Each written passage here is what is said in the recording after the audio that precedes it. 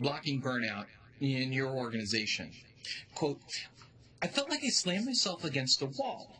Well, that's what Jan Byers, the PhD and president of LeadSync, said.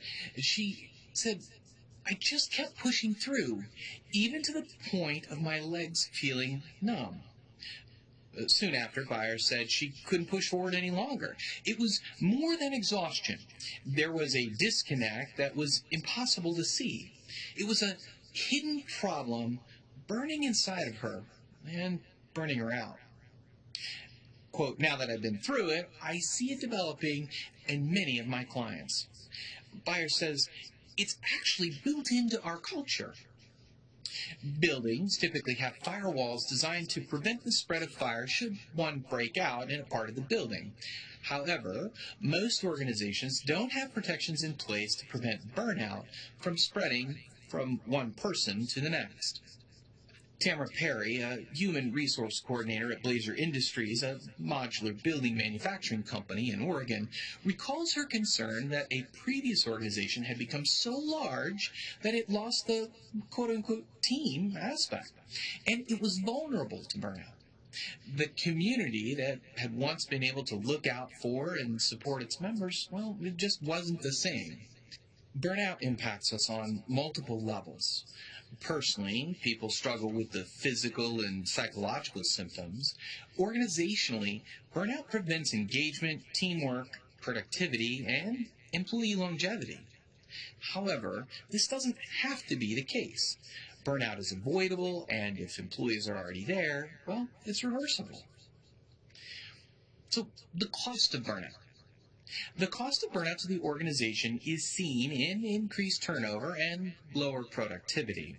While estimates vary on the impact of productivity, there are clear indications about how burnout impacts turnover.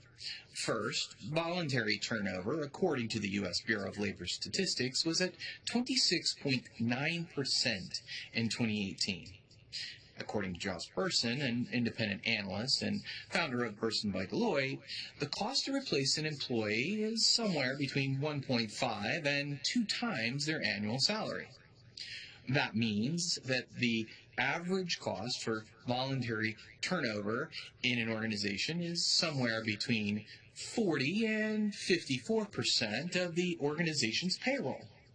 Burnout only increases this cost. Gallup research finds that 23% of employees report being burned out often or always. Their research also shows that these burned out employees turn over at 2.6 times the normal rate.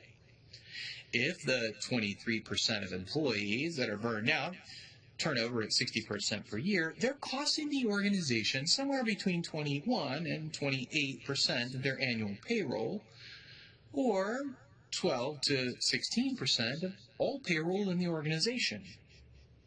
Compare this to the more widely reported improvements possible for improving employee engagement. Gallup research on engagement reports that 85% of employees worldwide are not engaged or are actively disengaged in their jobs.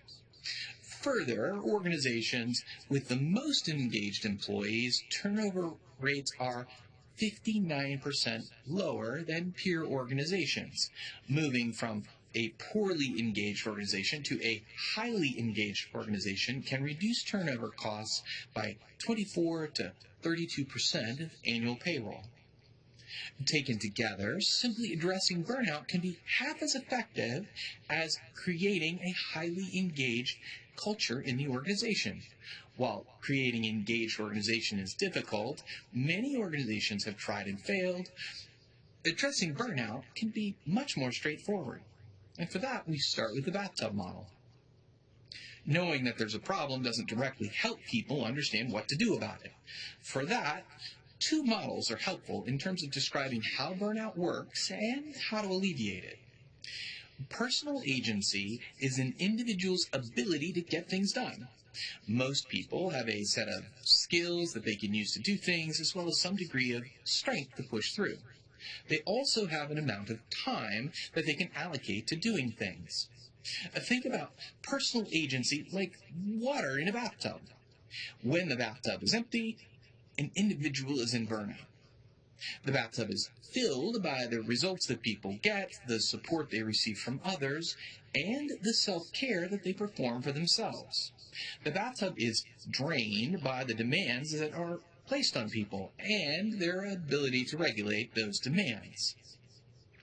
Daniel Fuller, a founder of the Sycamore Way, an Indianapolis-based firm that provides consulting and coaching for organizational leadership and culture, says his recovery from burnout started by acknowledging that the quote-unquote always have to be on mentality was the major cause of his initial plummet into burnout.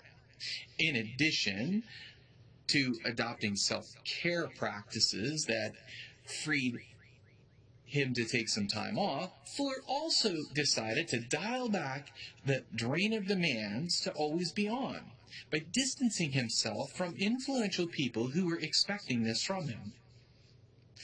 Managers can change the degree to which they risk burnout in their organization by spending more time recognizing results, providing better support, encouraging self-care, and making it easier for employees to manage the demands to an appropriate level.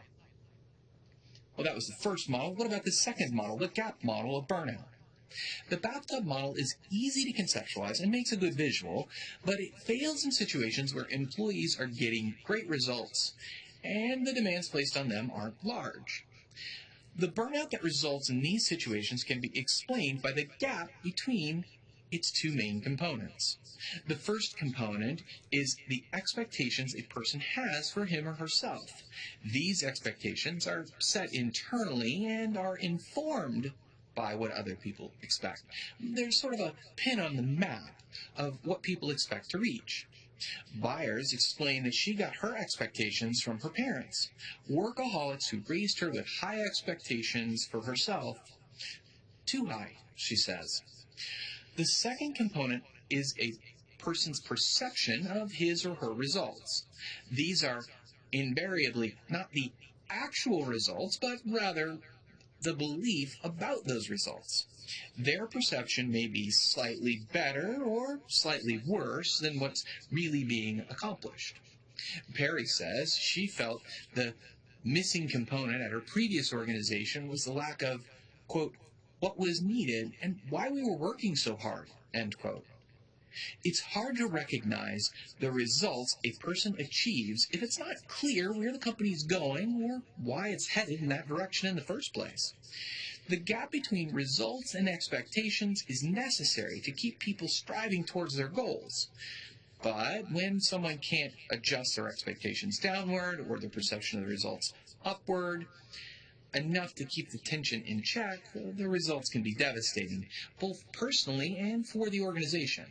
If the gap between expectation and perceived results grows too large, the tension a person uses to drive himself or herself forward snaps like a rubber band, and the individual soon begins experiencing the symptoms of burnout.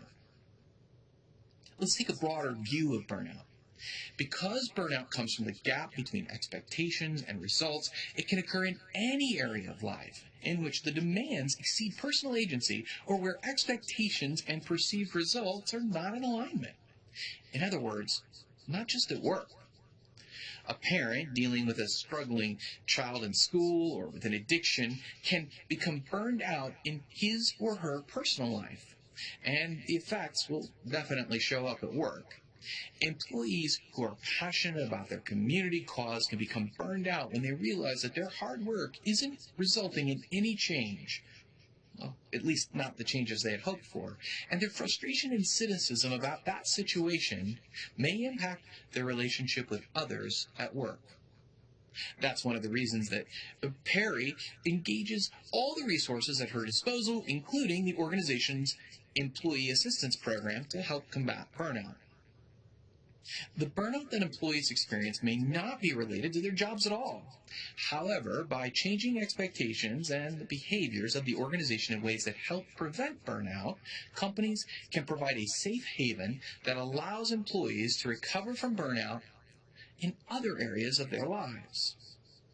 So how do we build barriers to burnout? Organizations can erect 5 main barriers against burnout that can serve as an anchor point to help employees recover if they've already become burned out. Companies can't prevent individuals from becoming burned out, but they can limit the impact of others and help workers recover from burnout faster, minimizing the effect on their personal and professional lives. Well, here's how the organization can help. First, recognize results. One of the key challenges in any organization is striking a balance between talking about the next challenge that must be addressed and recognizing the hard work that has happened to make that challenge a possibility. Too often, companies don't celebrate their successes, or more importantly, they don't connect them to the employees' hard work. By focusing on recognizing employee successes, companies can help ensure that those employees realize that they're doing valuable work. 2. Provide support. Sometimes organizations drop employees into a hostile forest with a spoon instead of providing them the support they need to be successful. Companies can increase their employees' capacity for productive output and decrease their chance of burnout by ensuring the workers have the tools and the resources they need. 3. Distribute demands. Work will come up that just must get done. In most cases, the problem with demands isn't the work that must get done. It's about what doesn't really have to get done, but employees feel is essential. By coaching managers to consider what can be dropped, deferred, or transferred each time a new assignment is given or a new deadline is thrust upon employees, the opportunity is created for the right conversations about reasonable demands. 4. Express expectations. Communicating what is expected of employees is difficult at every level, from general expectations of all employees to specific ones a manager has for his or her subordinates. Getting explicit about expectations isn't easy. Barry believes that a lot of the problems in this area come down to the lack of clarity.